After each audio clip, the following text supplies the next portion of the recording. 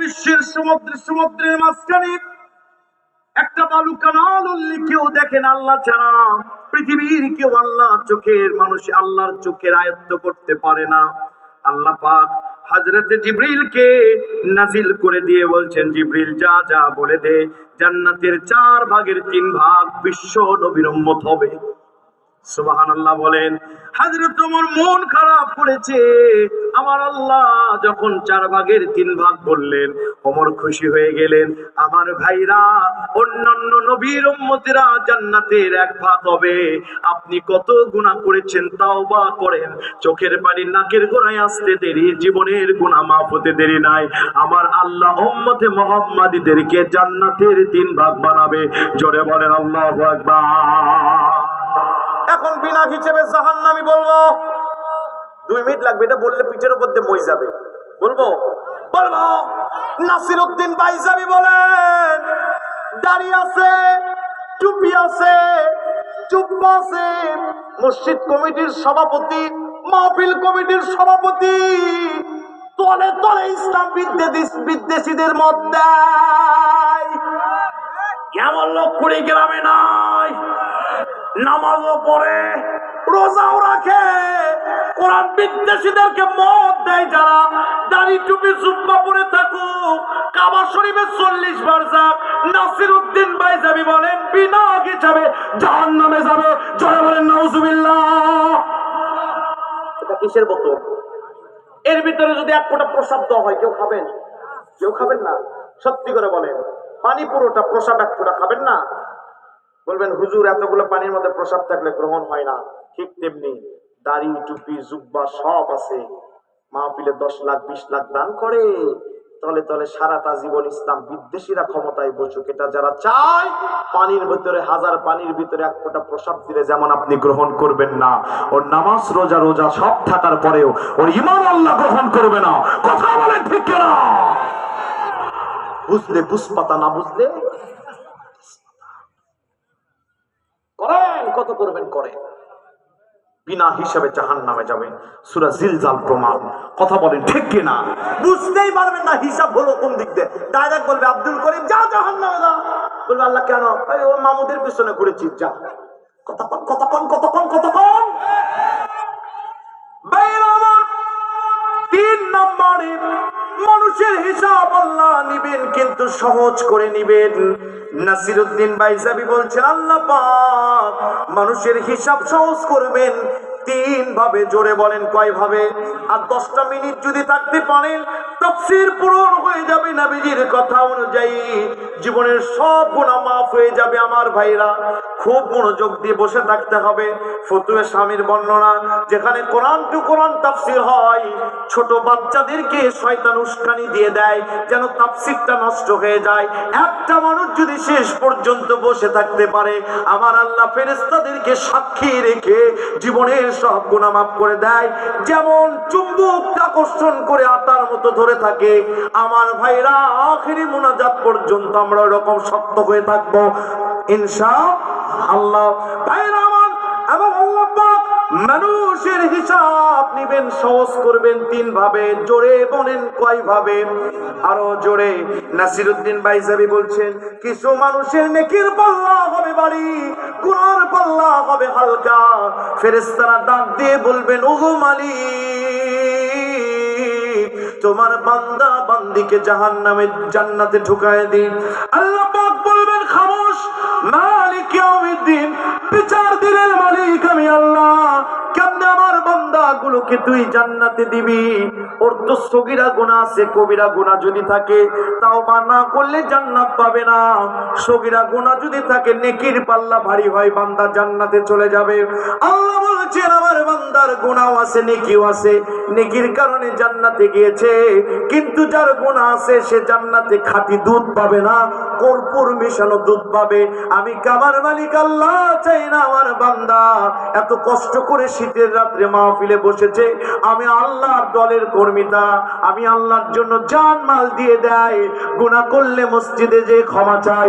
আমি আল্লাহ চাই না আমার বান্দা জাহান্নামে চলে যাক, আমার বান্দা জান্নাতে যাক এবং জান্নাতে যে খাঁটি জিনিস না পাক, আমি এটা চাই না।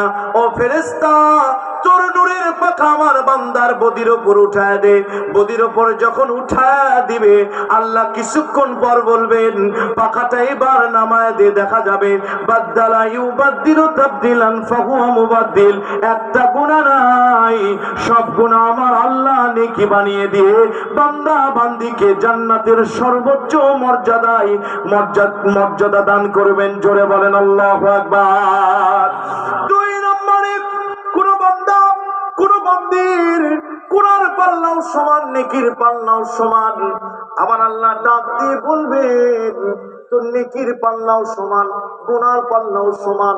আমার রুলস অফ প্রসিডিওরের ভিতরে আছে নেকির পাল্লা ভারী হলে জান্নাতি, গুনার পাল্লা ভারী হলে জাহান্নামী। এই আব্দুল করিম, এই ফাতিমা, আমার বান্দা বান্দি, যা যা একটা আমল নিয়ে আয়। একটা আমল যদি আনতে পারিস আমি কাবার মালিকের ওয়াদা তোকে জান্নাতের মেহমান বানিয়ে দিব। বান্দা দৌড় দিবে, জনম দুঃখিনী মার কাছে চলে যাবে। যে বলবে ওগো মা,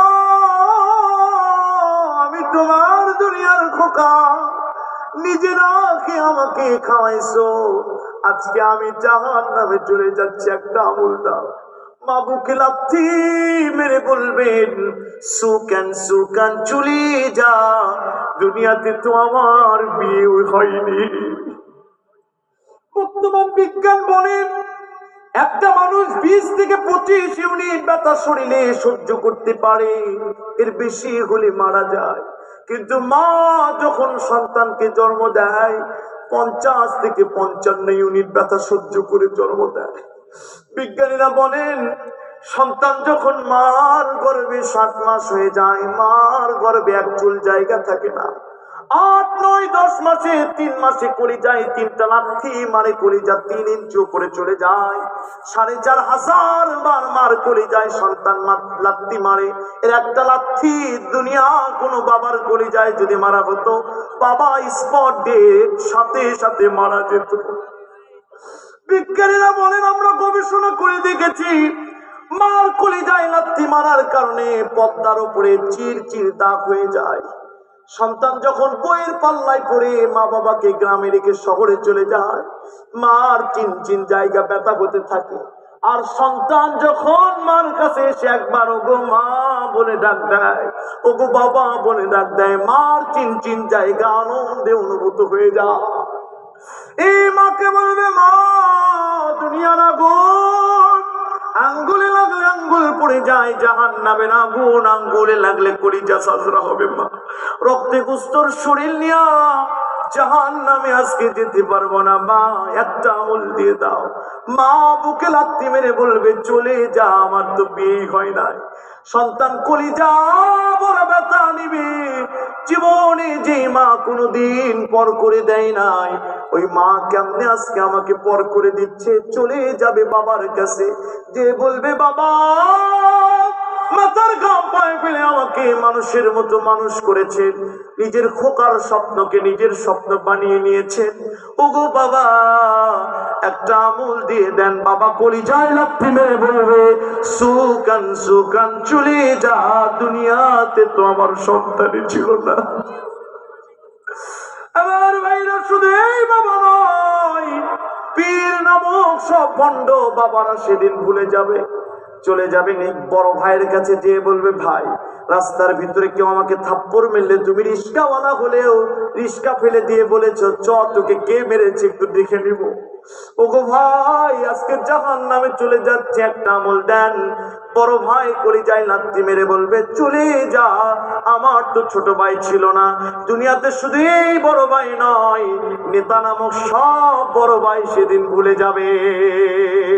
কোরআন বলছেন ইয়াউমা ইয়াফিরুল মারউ মিন আখিহি ওয়া উম্মিহি ওয়া সাহিবাতিহি ওয়া বানি লিকুল্লি ইমরিইম মিনহুম ইয়াউমাইযিন শাগালুন ইউগনি। কেউ কারণ চলে যেতে হবে। শীতের রাত্রে একাই কবরে হাজার 1000 বছর ধরে পড়ে থাকতে হবে। চলে যাবে বান্দা, ব্যথিত মন নিয়ে আল্লাহর কাছে যাবে, মায়া ভরা চোখ দিয়ে আল্লাহর দিকে একবার তাকাবে, আবার চোখটা নিচু করবে। এবার আল্লাহ বলবেন, গে বান্দা, একটা আমল আনতে বলেছিলাম, আমল এনেছিস নাকি বল। বান্দা বলবেন, আল্লাহ, যে মার জন্য এত কিছু করলাম, যে বইয়ের মুখে হাসি ফোটানোর জন্য এত কিছু করলাম, ভ্যান চালাইছি, মসজিদের মসজিদ আজান দিয়েছেন, হাইয়া আলাস সালাহ হাইয়া আলাল ফালাহ, come to the prayer, come to the success, নামাজের দিকে আসো, সফলতার দিকে আসো, নামাজে যাই নাই, বইয়ের মুখে হাসি ফোটানোর জন্য সারাটা দিন ভ্যান চালাইছি, মাটি উবাইছি, এই মা, এই বউ, এই আত্মীয় স্বজন কেউ আজকে আমাকে চিনে নাই, সবাই পর করে দিয়েছে। আল্লাহর দিকে এই কথা বলে চোখটা নিচু করবে, আবার আল্লাহর দিকে ভুলকি চোখে তাকাবে। খাবার মালিক আল্লাহ ডাক দিয়ে বলবেন, গো বান্দা, কি চাস রে বল।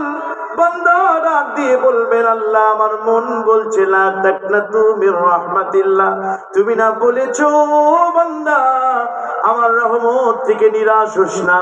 আল্লাহ, দুনিয়ার সবাই পর করে দিলেও আমার প্রতিপালক, আমার মালিক, আমার আল্লাহ আমাকে আজকে ভুলে যাবে না।